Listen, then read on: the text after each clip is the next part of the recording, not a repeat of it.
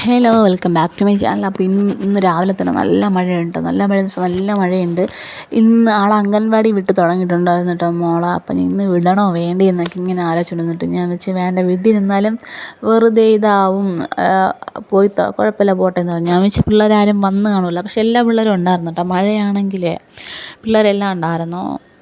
പിന്നെ അത് കഴിഞ്ഞിട്ട് മഴ കുറച്ച് തോന്നുമ്പോഴുണ്ട് ഈ വീഡിയോസൊക്കെ ഞാൻ എടുത്തത്. ഇത് കാശിത്തുമ്പ പറഞ്ഞിട്ടുള്ളൊരു ചെടിയാണ്. അതിൻ്റെ വിത്ത് വീട്ടിൽ പോയി ഇടയ്ക്ക് വീട്ടിൽ പോയപ്പോഴത്തേനും കിട്ടിയിട്ടുണ്ടായിരുന്നു വീടിൻ്റെ അടുത്തൊരു ചേച്ചിയുടെ വീട്ടിൽ നിന്ന്. അപ്പോൾ അത് വാങ്ങിച്ച് പാകി ഇട്ടിട്ടുണ്ട്. ഇനി അത് മാറ്റി നടണം എത്തിക്കൂടെ ആകുമ്പോഴത്തേനും. ഇത് ഞാനൊരു പൊങ്കാലയുടെ ആകുമ്പോൾ ഇപ്പോൾ ഒരു വീട്ടിൽ നിന്ന് അടിച്ച് മാറ്റിക്കൊണ്ടുവന്നിട്ടുണ്ട്. അടിച്ച് മാറ്റി എന്നല്ല, ഞാനവിടെ നിർത്തോണ്ട് വന്നതാണ്, ചോദിച്ചെടുത്തോണ്ട് വന്നതാണല്ലോ. ഇതിൻ്റെ ഒരു സ്റ്റെപ്പ് വിത്ത് ഫസ്റ്റ് പൂത്ത പോലെ വിത്ത് ഇതായിട്ടുണ്ടായിരുന്നു. അതിൽ തന്നെ പാകിയിട്ടിട്ടുണ്ടായിരുന്നു. അതിങ്ങനെ ഇതൊക്കെ ചെടി മുളച്ച് നിൽപ്പുണ്ട്, നിങ്ങൾക്ക് കാണുമ്പോൾ അറിയാം. പിന്നെ റോസാ ചെടി കമ്പ് പോകുന്നു ചോദിച്ചിട്ടുണ്ട്. അതിങ്ങനെ കിളിർത്ത് നിൽപ്പുണ്ടായിരുന്നു കേട്ടോ. ഇത് എന്നിട്ട് തുളസിയില ഒട്ടുമിക്ക വീടുകളിലും കാണും. കാരണം നമുക്ക് എന്തെങ്കിലുമൊക്കെ ആവശ്യം വരുമ്പോഴത്തേനും ഞാൻ ഒരു ടൈമിലേക്ക് തുളസിയിലൊക്കെ ഒരുപാട് സ്ഥലത്തൊക്കെ നടന്നിട്ടുണ്ട്. എന്നിട്ട് നമ്മളെ വീട്ടിലിരുന്ന ടൈമിലൊക്കെ അങ്ങനെയൊന്നുമില്ല. ഇപ്പോഴും പക്ഷേ തുളസിയില ഇഷ്ടം പോലെ ഉണ്ട് കേട്ടോ. ഇത് 10 മണി ചെടിയാണ്. വലിയ ചെടിയൊന്നുമില്ല, ചെടി കളക്ഷനൊന്നുമില്ല. പണ്ടൊക്കെ നല്ല ചെടിയോട് ഭയങ്കര ഇതായിരുന്നു കേട്ടോ. എവിടെ നിന്നെങ്കിലൊക്കെ ചെടി എടുത്തുകൊണ്ട് നടും. ഇപ്പോഴും അങ്ങനത്തെ ഇതൊന്നുമില്ല. പിന്നെ 10 മണിയിൽ എനിക്ക് ഏറ്റവും ഇഷ്ടം ഒരു കടുത്ത പിങ്ക് കളർ പൂവുണ്ട്. അത് നല്ല ഭംഗിയാണ് കാരണം റോസാപ്പൂ പോലെ നിൽക്കും, വിരിഞ്ഞ് നിൽക്കണം തന്നെ നല്ല ഭംഗിയായിരിക്കും. പിന്നെ ആളെ ഒരുക്കി റെഡിയാക്കി അംഗൻവാടിയിൽ കൊണ്ടുപോകണം. അപ്പോൾ ആളടുത്ത് ഓരോ കാര്യങ്ങളൊക്കെ ഇങ്ങനെ പറഞ്ഞ് ആളെ ഒരുക്കുന്നുണ്ട്. ആൾക്ക് ഹോട്ട്സ്പോട്ട് വേണമെന്ന് ആളിപ്പോൾ പറയണേ. എന്തെങ്കിലുമൊക്കെ ഇങ്ങനെ പറഞ്ഞിരിക്കട്ടെ എൻ്റെ അടുത്ത്. പിന്നെ അതൊക്കെ കഴിഞ്ഞ് ആൾക്ക് ക്രീമൊക്കെ ഇട്ട് കൊടുത്ത് ഇതാക്കി ആളെ ഒരുക്കി എടുത്തിട്ട് കൊണ്ടുപോകണ്ട. ഫുള്ള് മഴയെന്ന് വെച്ചാൽ നല്ല മഴയുണ്ട്. ഇപ്പോഴും നല്ല മഴയുണ്ട്. ഞാൻ പിടിച്ചാണ് ആളെ ഒരുക്കണേ. കൊണ്ടുവിടണോ വേണ്ടേ, ഇനിയിപ്പോൾ പിള്ളേരെല്ലാവരും കാണുമോ, ആരും കാണൂലേ എന്നൊക്കെ ഇങ്ങനെ ചിന്തിച്ചിരിക്കാനുണ്ട്.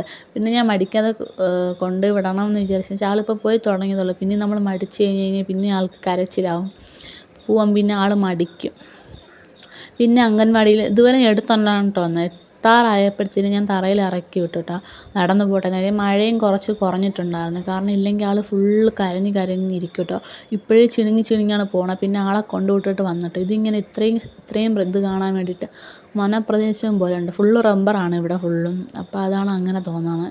പക്ഷെ നേരിട്ട് കാണാൻ നല്ല ഭംഗിയുണ്ട്, ഫോണിൽ കാണിലും.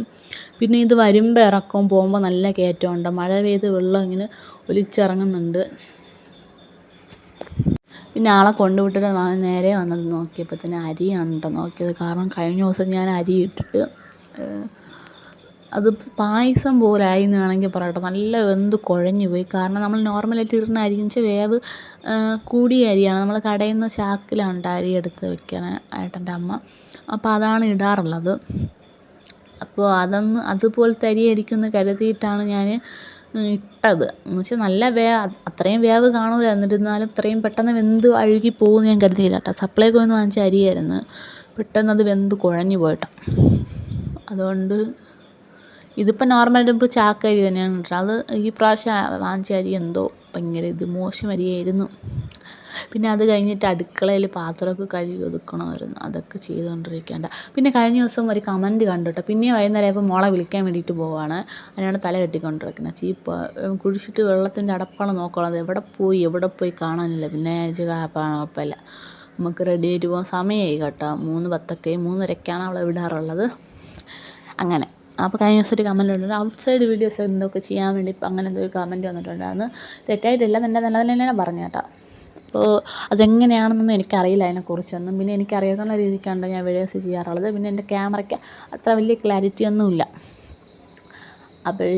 പിന്നെ നമ്മളെ കൂട്ടുകുടുംബം ഉണ്ടാവും, ഒരു വലിയ ഫാമിലിയാണ്. അപ്പോൾ നമ്മൾ ചെയ്യുന്നിടത്ത് അടുക്കളയൊക്കെ ചിലപ്പോൾ മെസ്സിയായിട്ടും കാര്യങ്ങളൊക്കെ ആയിട്ടിരിക്കും കിടക്കാറ്. കാരണം എപ്പോഴും ഒരാൾക്ക് വൃത്തിയാക്കി ഇരിക്കാൻ പറ്റത്തില്ലല്ലോ. അതിപ്പോൾ എനിക്കായിരുന്നാലും ചേട്ടൻ്റെ വൈഫിനായിരുന്നാലും ഒക്കെ അങ്ങനെ തന്നെയാണ്. അപ്പോൾ ഇന്നത്തെ വീഡിയോ ഇത്രയേ ഉള്ളൂ. വീഡിയോ ഇഷ്ടപ്പെട്ടാൽ എന്തായാലും ചാനൽ സബ്സ്ക്രൈബ് ചെയ്ത് സപ്പോർട്ട് ചെയ്യട്ടെ. ഞാൻ ഇത്രയും നോക്കണമെന്ന് വെച്ചിട്ടുണ്ടെങ്കിൽ മുഖത്ത് നിറച്ച് കുരു വരുന്നുണ്ട്, എന്താണെന്ന് എനിക്കറിയില്ല. അപ്പോൾ കുറച്ച് ദിവസം കുറഞ്ഞിരിക്കും, കുറേ ദിവസം കഴിയുമ്പോഴത്തേനും പിന്നെയും കൂടും കേട്ടോ. എനിക്ക് ഇവിടെ പ്രസവിച്ചതിന് ശേഷം ഇത്രയും മുഖത്ത് കുരു വരാൻ തുടങ്ങിയതിന് ശേഷം അങ്ങനെ പിമ്പിൾസ് ഒന്നും ഉണ്ടായിരുന്നില്ല. പിന്നെ മോളെ വിളിക്കാൻ വേണ്ടി അംഗൻവാടിയിൽ പോയിട്ട് എന്നെ കണ്ടത് ആളെ ഓടി വന്നേണ്ട, ബാഗ് എടുത്തുകൊണ്ട് ഓടി വരേണ്ട. അപ്പോൾ ടീച്ചർ പറഞ്ഞു, മീനാക്ഷി എവിടെ പോവാണ്, പ്രെയർ പാടിയിട്ട് പോകാൻ ചെയ്യുന്നത്, മേനകൻ്റെ അത് പാടിയിട്ട് പോകാമെന്ന് പറഞ്ഞിട്ട്. പിന്നെ ഞാൻ ബാഗ് ചോദിച്ചിട്ട് തന്നില്ല ആൾ. ഞാൻ വച്ചിരിക്കാം, അമ്മ നടന്നു പോകാമെന്നൊക്കെ പറഞ്ഞിട്ട്. അപ്പോൾ ഇന്നത്തെ വീഡിയോ ഇത്രയേ ഉള്ളൂ. വീഡിയോ ഇഷ്ടപ്പെട്ട ചാനൽ